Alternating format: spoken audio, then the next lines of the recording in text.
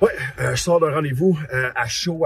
On vient juste de sortir d'un rendez-vous qu'un prospecteur du groupe m'a demandé de devenir l'accompagner. Il avait déjà fait une première table de cuisine avec eux. Situation, un super de dossier, comme on les aime dans le sens, là, une grosse problématique. Écoute, c'est une succession qui est en défaut d'un prêteur alternatif. Là, donc, c'était Financial pour pas les nommer. Il y a la banque aussi qui est impliquée là-dedans.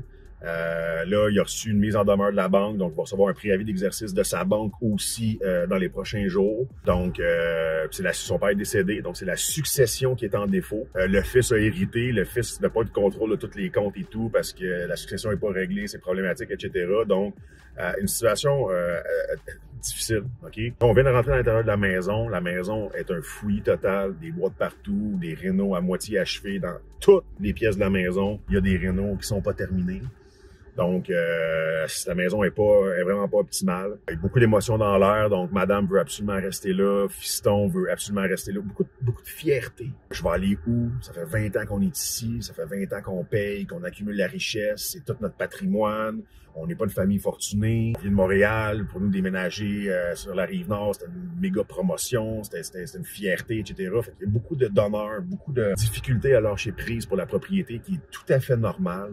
Une situation que je vois énormément souvent. Mais, écoute, les solutions pour rester dans la maison, écoute, achat-location, oublie ça.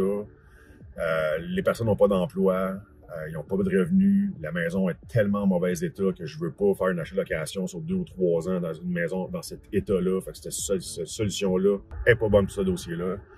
Prêt privé, l'option est sur la table. Mais fiston n'a pas d'emploi, madame non plus. La maison est un fouillis total. Rajouter un prêt privé là-dessus, on parlerait d'un prêt de 170 000 à peu près, qu'il faudrait consolider tous les frais de dossier, le créancier numéro 1, créancier numéro 2, frais de dossier, etc. Fait qu'un prêt de 170 000, premier rang, plus les frais de dossier, 12 % d'intérêt. Ça fait des paiements extrêmement importants pour eux. On a beaucoup de difficultés à payer, à nous payer. Fait que je trouve que c'est une option qui est très, très risquée.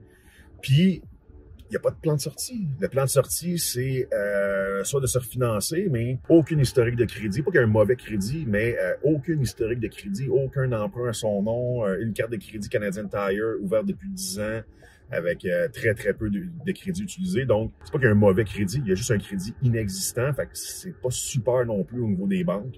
Donc, je vois un gros enjeu là pour le refinancement dans le courant de l'année. Pas d'emploi, fixer, rénover, réparer la maison et passer au crédit. Donc, c'est toute une mission qui attend les propriétaires s'ils veulent un prêt privé pour s'en sortir, OK? Donc, je doute sérieusement de leur capacité de tout faire ça en 1 an, de se rembourser, de tout et tout. Et ou de vendre la propriété. Parce que l'autre option de plan de sortie peut être de la vente de la propriété. Là, elle est tellement dans mauvais état, tellement encombrée que, évidemment, ils n'auront pas la pleine valeur dans cet état-là. Donc, il y a beaucoup de ménage et tout à faire, de réparation et tout à faire pour la rendre vendable parce que ça sera pas une petite famille qui va aller s'installer là. Ça va être un investisseur parce qu'il y a trop de travaux à faire. Donc, l'option du prêt est sur la table, elle est là, elle est possible. Mais, maudit que je fais mal ma job d'y conseiller un prêt privé parce que ça va vraiment l'étrangler puis ça va complètement siphonner son équité puis ça va lui mettre une pression incroyable sur lui dans la prochaine année. Donc, c'est vraiment pas un scénario que je privilégie.